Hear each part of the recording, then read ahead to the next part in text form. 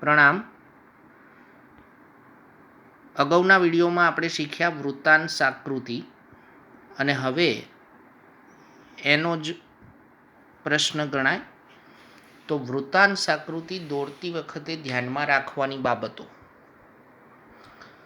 તો સૌથી અગત્યની વાત કે વર્તુળના 360 વૃત્તાંશ હોય છે.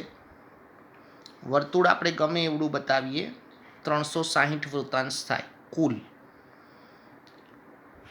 માહિતીના દરેક પેટા મૂલ્યના આધારે આપણે જે ઉદાહરણ લીધું હતું એમાં પેટા મૂલ્ય વિદ્યાર્થીઓએ જુદી જુદી બાબતમાં કરેલો ખર્ચ એ પેટા મૂલ્ય હતું. તો એના આધારે વૃત્તાંશ શોધવામાં આવે છે અને દરેક પેટા વિભાગના વૃત્તાંશનો સરવાળો કેટલો થવો જોઈએ? 360 અંશ. જો પેટા વિભાગનું વૃત્તાંશ શોધ્યા પછી એ દરેક પેટા વિભાગના વૃત્તાંશનો સરવાળો 360 અંશ ન થતો હોય તો પછી આપણો આલેખ ખોટો સાબિત થાય અથવા આપણી ક્યાંક ભૂલ છે. બીજું કે જ્યારે કોઈ બે સમયગાળો કે પ્રદેશ આપ્યો હોય કે પ્રદેશો, કોઈ બે સમયગાળા કે પ્રદેશો એની સરખામણી માટે બે વૃત્તાંશ આકૃતિઓ બાજુ બાજુમાં દોરાય છે. વાત બરાબર સમજી લેજો. કોઈ બે સમયગાળાની તુલના, કોઈ બે પ્રદેશોની તુલના કરવાની હોય તો ત્યારે બે વૃત્તાંશ આકૃતિઓ દર્શાવવામાં આવે બાજુ બાજુમાં.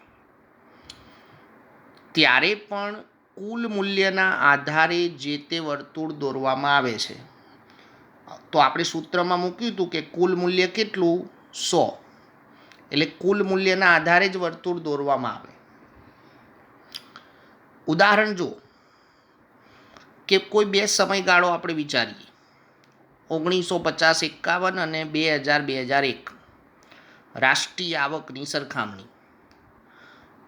હવે એના પેટા વિભાગો કૃષિ, ઉદ્યોગ અને સેવા. તો એની તુલના સમજવા માટે આપણે બે વર્તુળ દોરવા પડે અને એને દર્શાવવું પડે. નાના અંકોવાળી માહિતી માટે નાનું વર્તુળ અને મોટા આંકવાળી માહિતી માટે મોટું વર્તુળ દોરવામાં આવે. ખાસ સાવચેતી એ રાખવાની કે જ્યારે કોઈ બે સમયગાળા, કોઈ બે પ્રદેશો આપ્યા હોય તો ત્યારે બે વર્તુળ દોરવામાં આવે કુલ મૂલ્યના આધારે અને એ પ્રમાણે બાજુ બાજુમાં બે વર્તુળ દોરાય. બીજો પ્રશ્ન છે સ્તંભ આકૃતિ દોરતી વખતે ધ્યાનમાં રાખવાની બાબતો. આપણે પાસપાસીના સ્તંભ જોયા, વિભાજિત સ્તંભ આકૃતિ જોઈ. હવે જનરલ આ જવાબમાં સમજો બરાબર. દરેક સ્તંભની પહોળાઈ સરખી રાખવી, કારણ કે સ્તંભની પહોળાઈ કોઈ મૂલ્ય દર્શાવતી નથી. સ્તંભની પહોળાઈ સરખી હોવી જોઈએ કેમ કે એ કોઈ મૂલ્ય દર્શાવતી નથી, એટલે પહોળાઈ સરખી હોવી જોઈએ. બીજું કે ઉદ્ગમ બિંદુથી શરૂ કરી, ઉદ્ગમ બિંદુ કયું હોય? 0. તો ઉદ્ગમ બિંદુથી શરૂ કરી દોરવામાં આવતા દરેક સ્તંભ વચ્ચેનું અંતર સરખું રાખવું.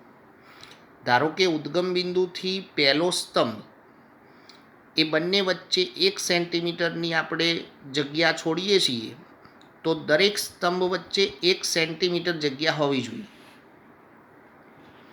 ત્રીજું, દરેક સ્તંભની લંબાઈ કે ઊંચાઈ તે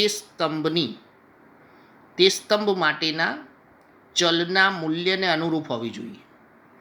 ધારો કે આપણા ચલનું મૂલ્ય 70 છે તો આપણા સ્તંભની ઊંચાઈ કે લંબાઈ કેટલી દર્શાવવાની રહે? 70 સુધી. એમાં ભૂલ ન થાય એ સાવચેતી રાખવી પડે. ચોથી વાત કે કોઈપણ આકૃતિના સ્તંભના પેટા વિભાગોને અલગ રંગ કે શેડથી આકર્ષિત કરવા જોઈએ. કોઈ આકૃતિ, ખાસ કરીને વિભાજિત સ્તંભ આકૃતિ, તો ત્યારે એના જે પેટા મૂલ્યો છે તો એને અલગ રંગ કે શેડથી આકર્ષિત કરવા પડે. પાસ એની સ્તંભ આકૃતિ હોય તો એને અલગ દર્શાવવા પડે શેડથી. હવે કોઈ પણ સ્તંભ આકૃતિ હોય તો એ મોટા ભાગે આપણે એક્સ ધરી પર દોરીએ છીએ. એક્સ ધરી એટલે કે આધાર, ઓ એક્સ ધરી પર સમય, સ્થળ કે પ્રદેશને આધાર કહેવાય. પણ અગાઉ આપણે વાત થઈ હતી કે વર્તમાન સમયમાં કમ્પ્યુટરની મદદથી આડા સ્તંભ પર એટલે કે વાય ધરી પર દોરવાની રીત પણ પ્રચલિત થઈ છે. ઉદાહરણ આપ્યું હતું ને તમને, IPL 2020 મેચ, જેમાં આડા સ્તંભ દોરી અને સરખામણી કરવામાં આવે છે દરેક ઓવરની. દરેક ઊભો સ્તંભ માહિતીના ક્રમમાં જ દોરવામાં આવે. આપણને જે માહિતી પ્રથમ આપી હોય એનો સ્તંભ પહેલો જ હોવો જોઈએ ઉદ્ગમ બિંદુથી. ત્યાર પછી બીજી આપેલી માહિતી, ત્રીજી, ચોથી, એ પ્રમાણે. એટલે પ્રથમ માહિતી માટેનો સ્તંભ ઉદ્ગમ બિંદુથી પહેલો દોરવામાં આવે, ત્યાર પછી અનુક્રમે બીજી, ત્રીજી, એ પ્રમાણે. એટલે આટલી સાવચેતી સ્તંભ આકૃતિ દોરતી વખતે આપણે રાખવાની થાય છે. અગાઉ વાત કરી હતી કે 2.5 માર્ક્સ આકૃતિ દોરવાના હોય છે અને 2.5 માર્ક્સ એના વિશ્લેષણના હોય છે. એટલે આ પ્રમાણે બોર્ડની પરીક્ષાના 48 નંબરના પ્રશ્નમાં આપણે 5 ગુણ સારી રીતે મેળવી શકીએ. પ્રણામ.